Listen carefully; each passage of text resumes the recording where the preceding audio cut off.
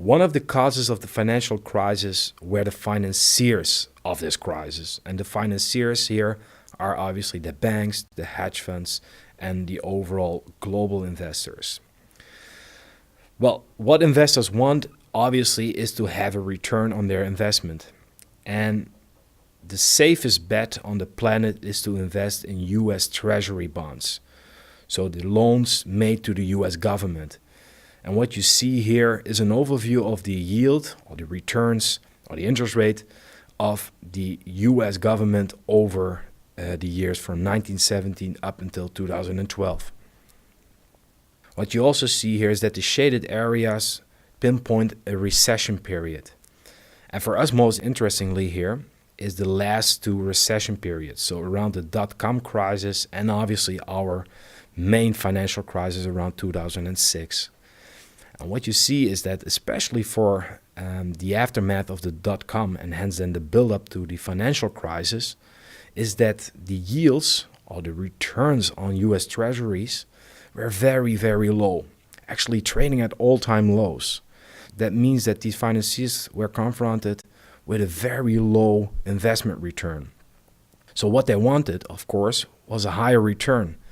And let's see what they did here. This is a sheet of the activities of UK banks, and you see what they did over time. So since the 1970s, they have created a substantial loan bubble. So virtually non-existent in the 1970s up until roughly 2,000 billion in 2006. And what did they do with this money? Here, this shows you the overall buildup of the loan bubble. Well, they created these loans in order to invest into residential properties, around 31%, and 20% was invested in commercial real estate, 32% was invested in the financial sector itself, and 8% was invested into businesses. The remainder was invested in credit cards and personal loans.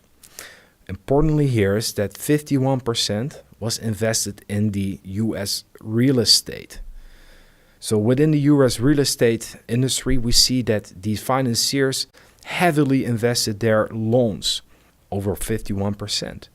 And as you can see here in this sheet is obviously if you invest in a certain industry, then of course the house prices tend to increase.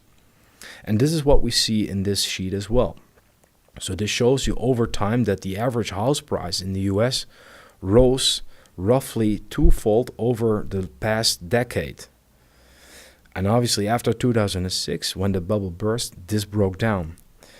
A very important question is, how did they do that, these financiers? Well, they did this via mortgage-backed securities.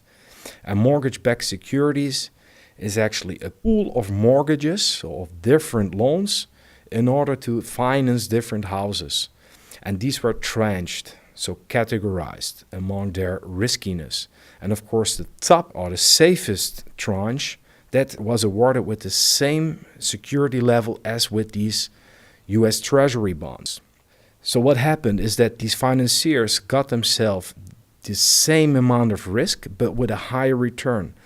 What they did is then to sell these tranches over the world. So pension funds, insurance companies, and other institutional investors bought into this housing bubble in the US.